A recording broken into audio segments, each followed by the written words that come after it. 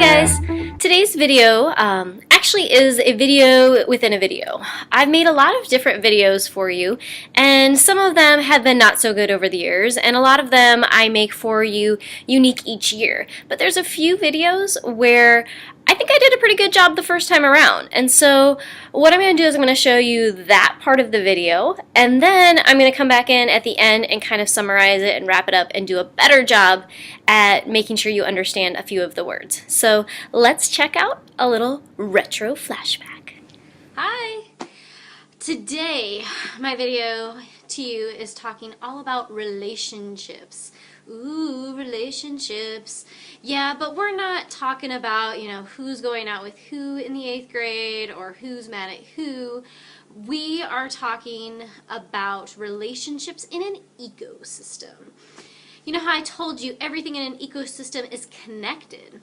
Well, all of these things lead to 4 words that are going to make you sound smarter. Okay? The first word is the idea of symbiotic. And symbiotic is an umbrella term. Can you see that? Symbiotic is an umbrella term, okay, for explaining that these are relationships between organisms in an ecosystem.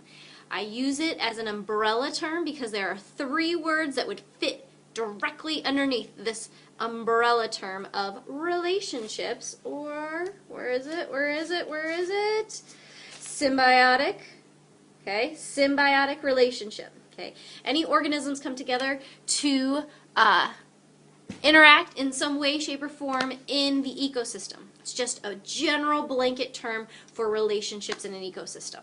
Okay, one of the 3 terms that would fit underneath that is called commensalism. Commensalism, coming across the bottom of your screen right now.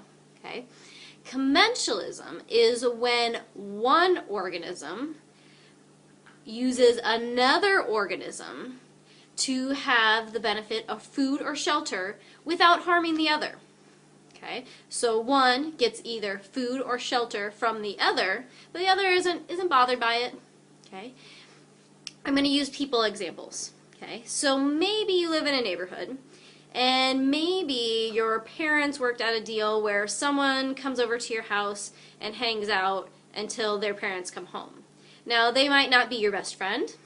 Okay, they might not be someone that you even like hanging out with that much, but they come over, they hang out, they get shelter from your house, or they eat food from your house, and you're not really friends as a result of it.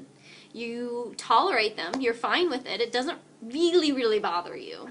Okay, that would be an example of commensalism. Commensalism. Okay, the second one is called mutualism. Mutualism. Okay, mutualism is where you have one species and you have another species, and they both either receive food or shelter from the other, and they're both happy. They're great.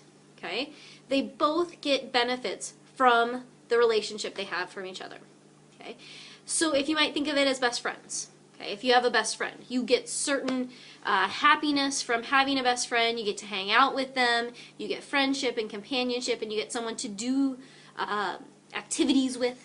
Okay, that's the example of mutualism. Both organisms in the relationship benefit. Okay, the last one, number 3, is parasitism.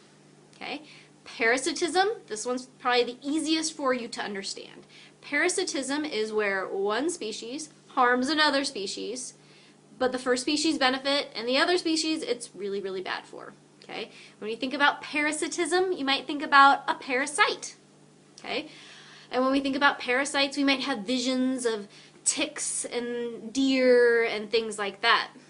And that's exactly what it is. Right there is a perfect example. A deer and a tick.